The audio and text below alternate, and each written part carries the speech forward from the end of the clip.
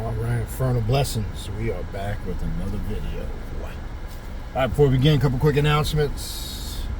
As you know, right now, first and foremost, number one thing on the agenda, the 7th annual Journey of the Black Adept Conference. That is going to be from October 31st to November 3rd.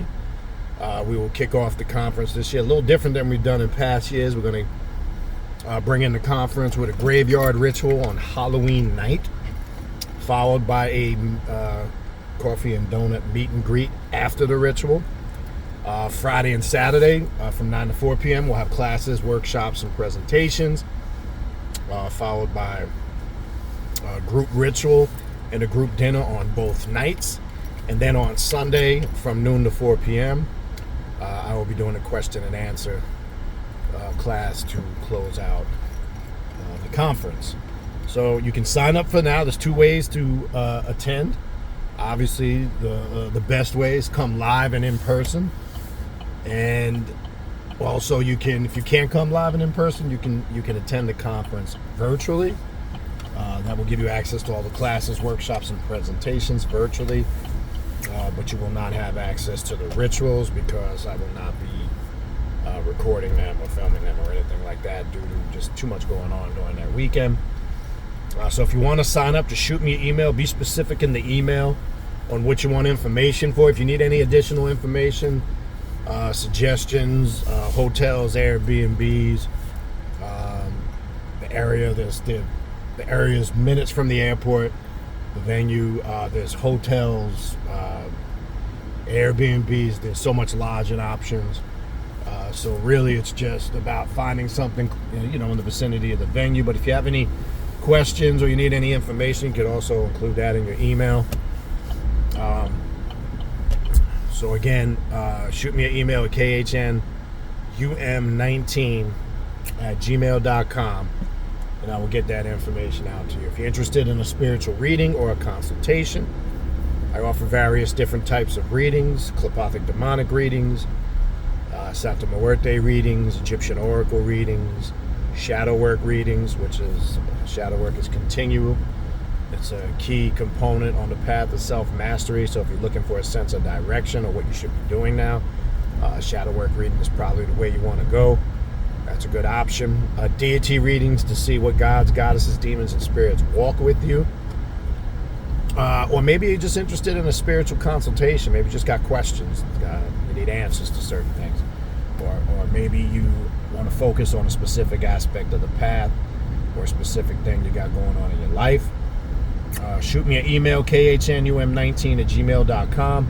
Please include in that email, very important, your weekly availability for the entire week, what you're available pretty much on a weekly basis, and the time zone that you live in. And we'll find a time that works for you and me, and we'll set that up. If you want to sign up for classes, the way to sign up for classes is go to the official Primordial Chaos Patreon page located at patreon.com/Baniti, Baniti. Tier 3 is the tier you want to join. That gives you access to the 3 private classes I do every month on Patreon, in addition to the group rituals we do together at the end of the month.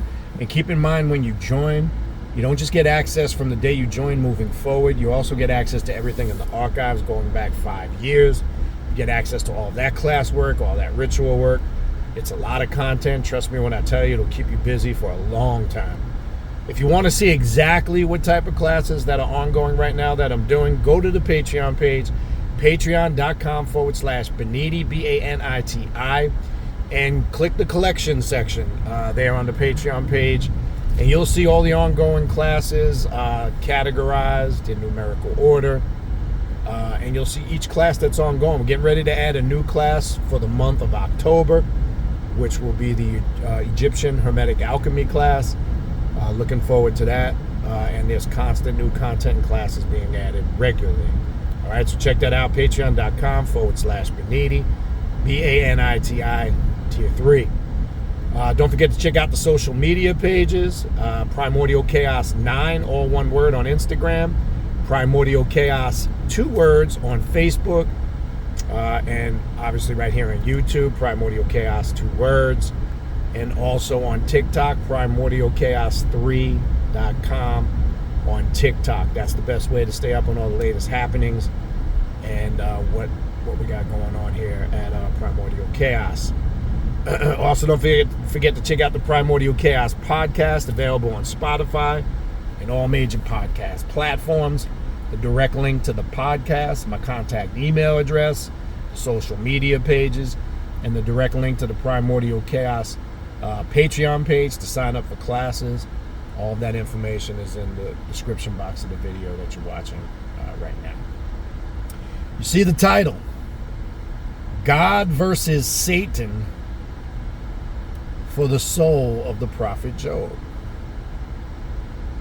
What am I referring to? Some of you might be familiar with this biblical story. So I pose a question to everybody, but especially to religious people or people of the monotheistic faiths of Christianity, Islam, and Judaism.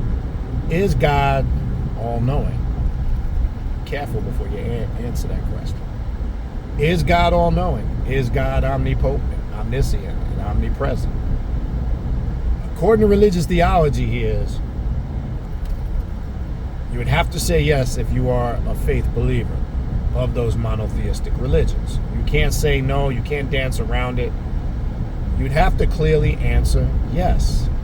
In Arabic, one of the attributes of Allah or God is Al-Alimu, the knowing or the knower. Right? So it's one of his attributes. Most religious folks will say, yeah, God knows everything.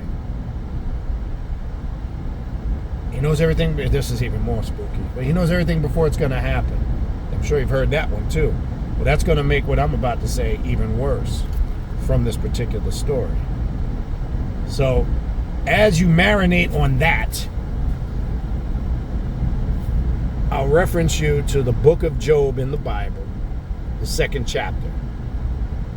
And just start from the first verse. And this is a very interesting story because it's one of many that put the biblical or the Quranic God or the Judaic God or the monotheistic God, it puts him in a very ugly, contradictory position. And this is one of many incidences. I can refer you to many stories and situations in the Bible, and I have over the years in different videos. Plus, if you are on the Patreon, you're a Tier 3 member, and you're taking the Esoterical Occult Bible Study class, you're getting the breakdown of every aspect of the Bible from Genesis to Revelations, and we're going through it, and we're showing you the origins of these stories, where they come from, right? It's a conglomeration of cultures that predate what we know as Islam, Christianity, and Judaism. They've just obviously changed the names, the places, and kind of adjusted the stories to the language of the culture of the people that they're telling them in. But that's, another story in itself, but that needs to be said so you understand when you're reading the material, you need to understand the origin of where this has come from. Well, anyway, in Job chapter 2, it says, the sons of God were having this gathering in this meeting. And then it says, and Satan presented himself amongst the sons of God. Now here's the interesting part. As they're having this meeting, and as Satan steps forward and makes his presence known, the next question is baffling. Now remember what I said just a couple of minutes ago. I posed the question, does God know everything? Does the biblical God know everything? The faith-based believer has to answer yes to that question. And whoever else, if you pondered it, you would have to say yes, according to religious theology. Now, outside of religious theology, we're going to have to say no, because here's proof. So God asked Satan, whence comest thou? What? Hold up. Back up. So God is having a conversation. Now, this is crazy, because is he in a physical body? He's talking to another group of sons of God, as Job. Are these angels in spirit form? Are they spooks or ghosts?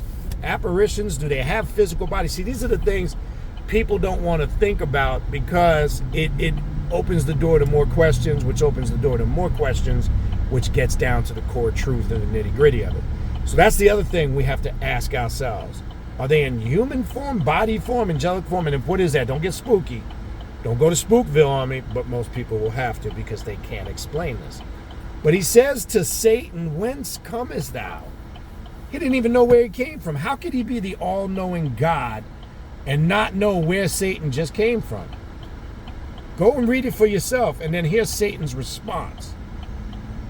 From walking to and fro in the earth and up and down in it. How did God not know that? Or are we dealing with two deities that are on a equal level? Remember, it also says in the Old Testament, God, the biblical monotheistic God, Yahweh, or El, by the way, hate to bust your bubble, really, the biblical God is a Canaanite God, a pagan God. Go look up the God El, right? You see El Elo, and then when you reference and translate the God El, or El Elo, or Elohim, and you translate it later on down where you get the more watered down translations of Yahweh, which comes from Yahuwah, you're dealing with the Yahwehan Canaanite God El. Okay? Go do your research. Now, the bottom line is this. It also says in the Old Testament that God is a jealous God, right? In Exodus, have no other gods beside me. I am a jealous God. As I've told you guys before, jealousy, is that not a human emotion? So somebody would have to explain to me how the omnipotent, omnipresent, omniscient God experiences jealousy. And I've heard all the bullshit explanations for, no, you see, but what it means is it's in a literary, no.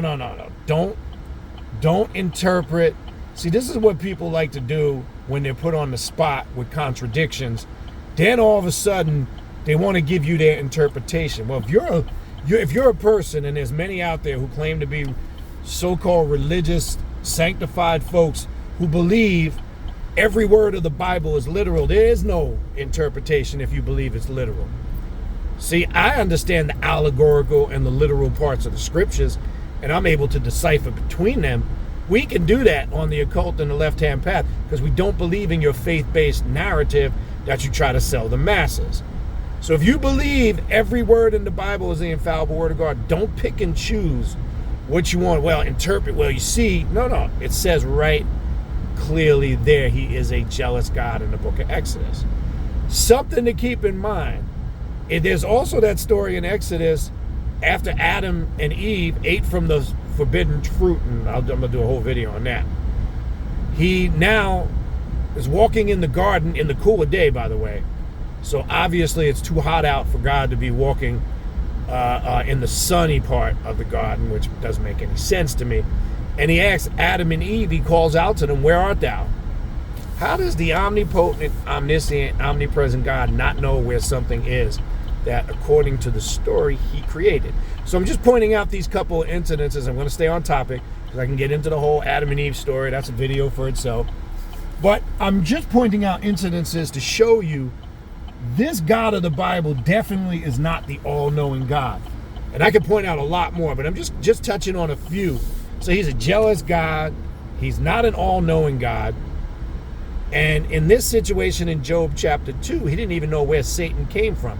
As it says, Satan presented himself amongst God and the sons of God. And God asked him, whence comest thou? From walking, and his response, from walking up and down in the earth and to and fro in it. And God doesn't know this? Now, there's a tone after this. It seems like God is pissed off now that Satan interrupted whatever this important meeting was. And then the monotheistic God starts to get arrogant and egotistical. And then he says, have you considered my servant Job? Now we get into an egotistical pissing contest, because now this monotheistic God didn't like the fact that he didn't know where Satan came from, and Satan intruded on his important meeting. So now the whole narrative shifts to Job. It says, have you considered my servant Job? And long story short, those that are familiar with the story Job, I'm just going to speed it up because these are short tutorial videos. Those that are not, you need to go read the whole chapter and the whole story. So they make this agreement after that this biblical God, El, now decides, well, let's play a little game. You can do anything you want to Job except physically kill him. And I guarantee you, no matter what you do, he'll stay faithful to me. Look at this egotistical, narcissistic piss game we're going to play with an individual's life. Now, look, I'm just saying according to the story. I'm not saying all these stories are literal, but I'm presenting it as if we're going to look at this through the eyes of monotheistic religion. Keep that in mind. So let's just, we're going through it as if the story is literal. Just want to be clear on that. So now this turns into a pissing ego game, and this narcissistic God now is going to allow to take an individual, place him in the middle, let's fuck with him. So he can do whatever he wants to Job, except physically kill him, and he promises that he will stay faithful to him. Now, people think this is a noble story. If you read the story, Job goes through some horrific calamities. He's plagued with illness, disease. He loses his family at the current time, and he still stays faithful to the biblical God. People think this is such a noble, oh, he's so faith, it's a test, blah, blah. It's fucking horrific is what it is when you look at the story for what it is. And then afterwards, Job gets a whole new family, this, that, and the other. And just for God to show and prove that he is the man, you need to stay loyal to me. I'm going to show you what the fuck I can do, this, that, and the other. It's a stupid ass story. Maybe Job was happy with his first family. That's the question. Number one. Number two, why all the dramatics? Why does this story have to run through all of this terror and death and sickness and illness just to get across a point that this biblical God is in control? Another question. Again, how did God not know where Satan was coming from when he presented himself amongst the sons of God? And what are Satan and God on the same level? Because why does this God all of a sudden feel threatened by this character Satan in this story? And why does he get so pissed off? Because he didn't know where he came from. And then his ego kicks in and his narcissistic personality kicks in. Yeah, have you considered my servant Job? This fuckery, man. What kind of fuckery is this? And people think this is like a noble story of some sorts. I don't get it. All of this just to prove to us that they feed these mythological stories that being obedient, not questioning, don't ask questions, do as you're told, be a conformist, and then everything will work out for you. This is really what it's about. So I'm going to take you outside of the religious narrative and take you into the deeper psychological narrative. One of many, okay? When you look at it from a religious, monotheistic perspective. I don't know what's so noble about this story. I don't know why people act like this is so great. I don't know why people think, oh my God, Job would. No, poor Job. I felt sorry for Job when I read this story. I'm like, ain't this some shit? This man's got to go through being plagued with illness and disease, and his wife, who they say in the story, his first wife, who was taken from him, by the way, who was the only one that had common sense and reason. Won't you now abandon this shit? And he says no. And everybody's like, that's so noble. Oh, that Job, Job is the example of conformity. Job was the example in this story of everything you should not be when you're dealing with faith and belief. I know they're going to tell you the opposite of this, right? But remember, I don't think anybody really knows whether they are a Christian, Muslim, or Jew or not, who the Bible of the God really is, okay? There's so many stories and theories out there. He is a reptilian God, right? He was Anu, one of the Anunnakis, one of the warring species, God who came here to control the planet, right? There's so many theories out there. You can read Zechariah Stitchin's books, right? There's been many teachers, authors that have presented, are we the byproduct of an extraterrestrial race, right? And look, my thing to you guys is, I'm not saying anything of it is 100% right or wrong, because I can tell you this from my own research and study, there is a lot of validity and documentation and historical data and scientific data to prove some of that, but I'm not telling you to accept that. There's some bullshit out there too, though. I'm not going to lie, because some people take it to the extreme, right? So I'm going to leave that up to you, the listener, to do your research. You make the decision of exactly who this God of the Bible that we're dealing with really is. What's the origin of this God of the Bible? That'll be my next video. What's the origin of the God of the Bible? There's my next video. I'll help you out with that. But I can tell you, I can tell you who he is not.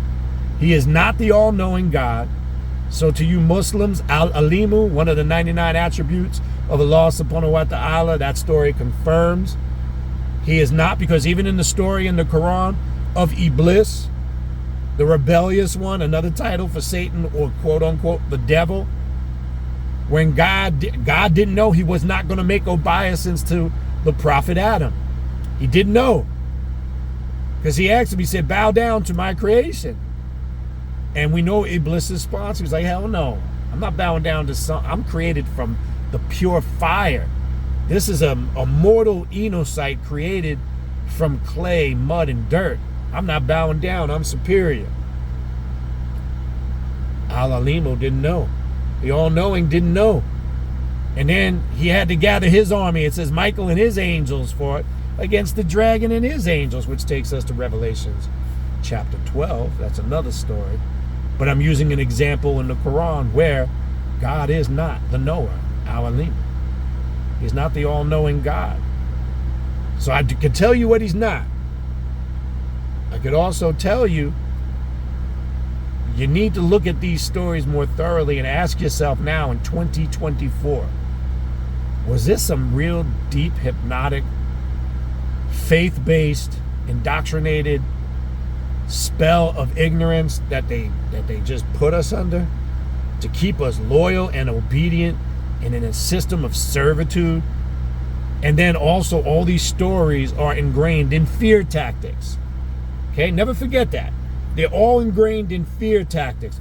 Because if you don't do what the monotheistic God tells you, you're going to burn in this place that they still can't prove.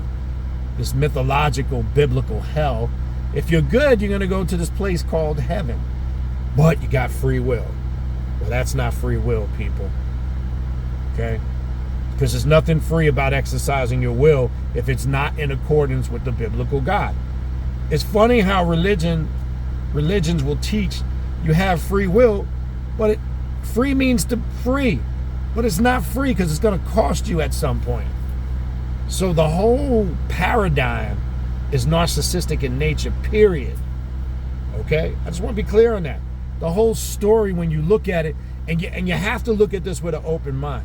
I know some religious folks they're so stuck in belief and faith, and the Bible even tells you faith without works is dead. So you can't just have pure faith and accept everything, okay? That's just bottom line, and their own Bible tells them that. So I know it's going to be hard for a lot of religious folks to not look at this story with a clear mind. I wouldn't just say with an open mind, a clear mind.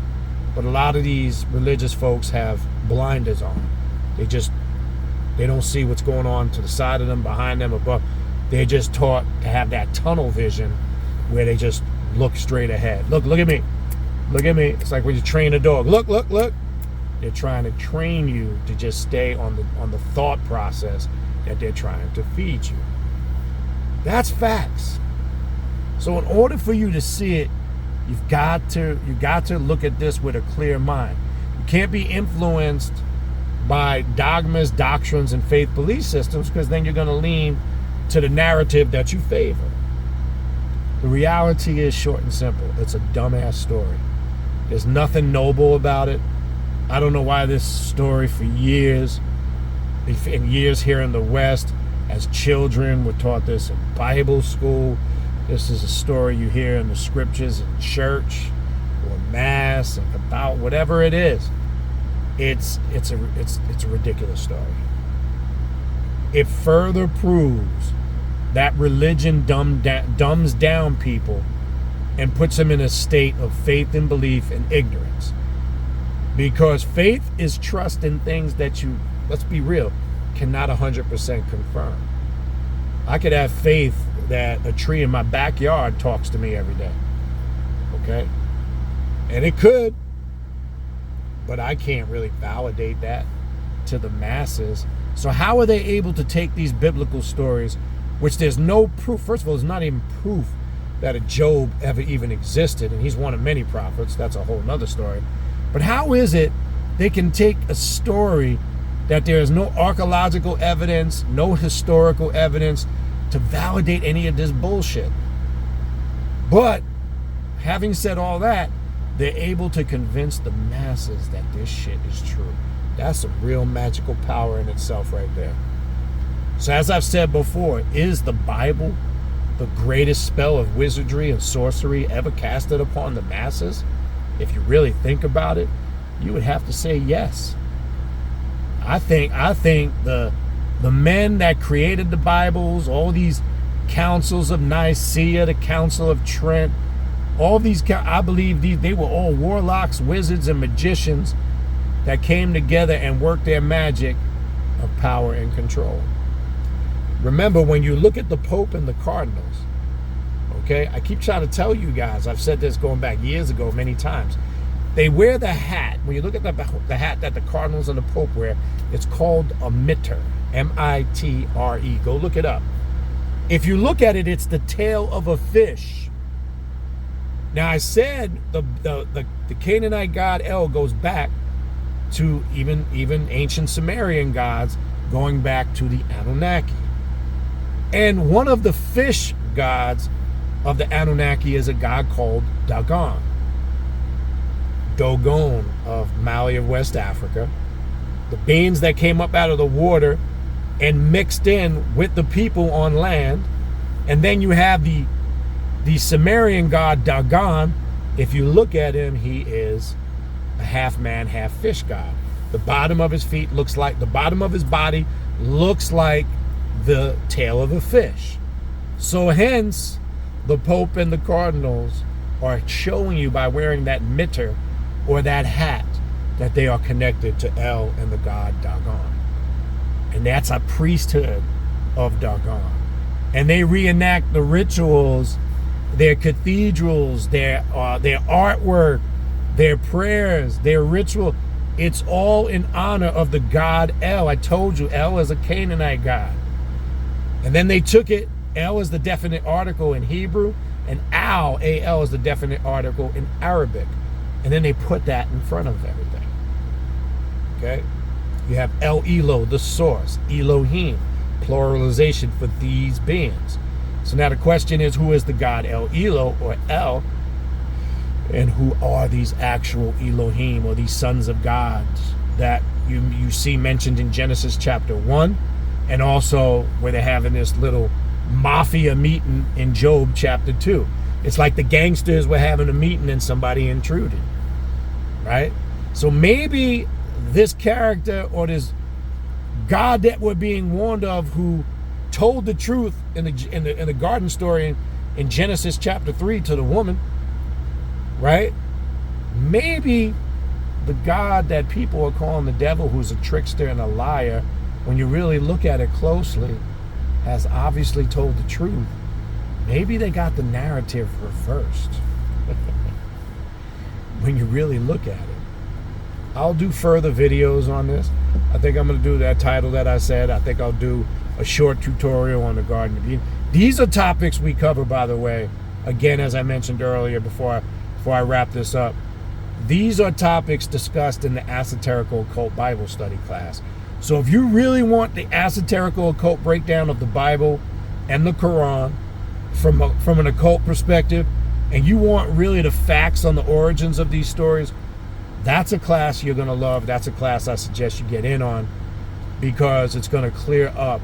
It's an important class for a lot of people here who grew up in the West here in America, because whether you were raised in a strict religious household or not, you grew up in a society that's heavily influenced by Christianity and Christian thoughts and monotheistic beliefs, etc. So it's a great class to really solidify and remove those systems of indoctrination that they played on us. All right, I'm gonna leave it there. So hopefully I remember. I'm gonna do some other stuff that piggybacks off this topic that's connected. So I hope this short tutorial helped you. Other than that, again, if you need to reach out to me for a spiritual reading or a consultation, remember my contact email address, the direct link for the Primordial Chaos Patreon page to sign up for classes, the social media page links, my contact email, again, as I said, is in there in the description box of this video, along with the podcast link. All of those links and the way to get at me on any of the aforementioned that I mentioned in the beginning of the video, all of those links are in the description box of this video that you're watching right now. I hope this short tutorial helped you out. Infernal blessings, and we will talk soon.